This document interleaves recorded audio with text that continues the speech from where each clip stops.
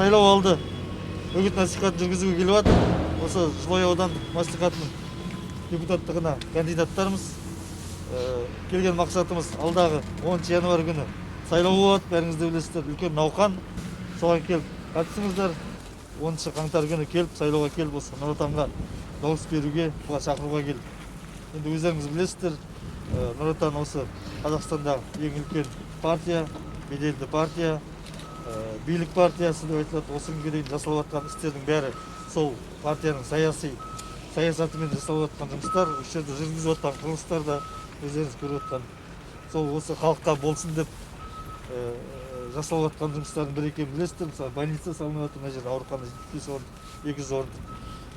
Осындай орындар алдағыда да Нұр Отан партиясының бағдарламасында бар. Соны бірге атқаруға, бірге ары қарата жетістіктерге жетуге сіздерге соған шақырамыз, дауыс беруге.